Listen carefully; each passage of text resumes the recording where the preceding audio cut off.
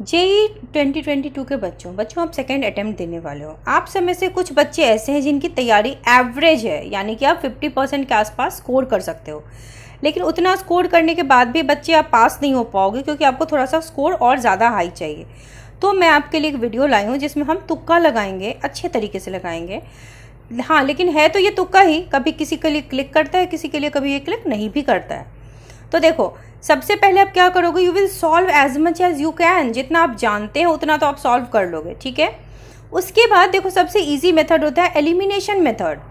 जैसे मान लो मेरे पास एक क्वेश्चन है, ठीक है, इसमें 4 ऑप्शन दिए हुए हैं। क्योंकि अगर आप 50% से एबव स्कोर करो, इसका मतलब आपने पढ़ा तो है, आपको चीज़ों की जानकारी लगभग है।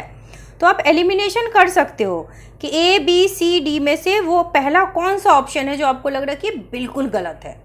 जो बिल्कुल गलत है उसको काट दिया, हटा दिया कि नहीं ये तो नहीं होगा। अब बचे हुए 3 में से फिर ध्यान से सोचेंगे कि इसमें वो कौन सा ऑप्शन है जो बिल्कुल नहीं हो सकता।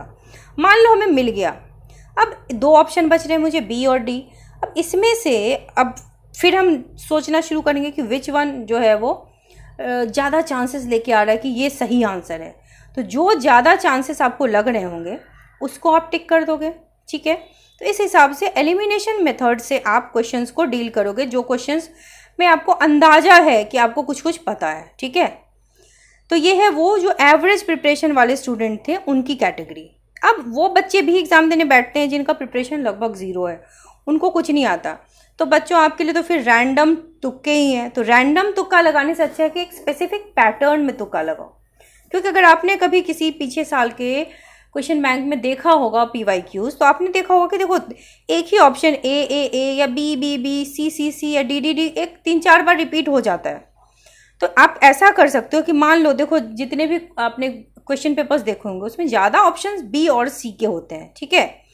तो या तो आप प्रोपोर्शनेटली जैसे कर सकते हो कि जैसे क्या किया, 5 क्वेश्चन लिया, पहले 5 क्वेश्चन में ए लगा दिया, अगले 5 क्वेश्चन में बी लगा दिया, फिर अगले 5 क्वेश्चन में सी लगा दिया, फिर अगले 5 क्वेश्चन में डी लगा दिया, फिर हम ए पे आ गए, फिर अगले 5 क्वेश्चन में ए।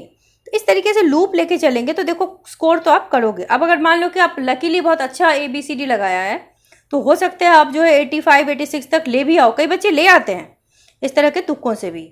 या आप यूज़ कर सकते हो इधर बी और सी ऑप्शन। मान लो पूरे पेपर में बी लगा दिया और आधे पेपर में सी लगा दिया, तो either of the method use कर सकते हो, जिससे आप 0 तैयारी में भी होप्स होंगे आपके पास स्कोर करने के।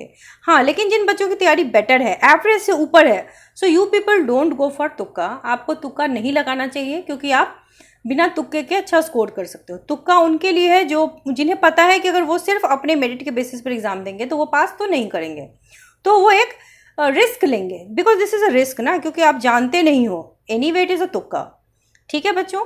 तो आप चैनल को सब्सक्राइब कर लो ताकि आप अपडेटेड रहो।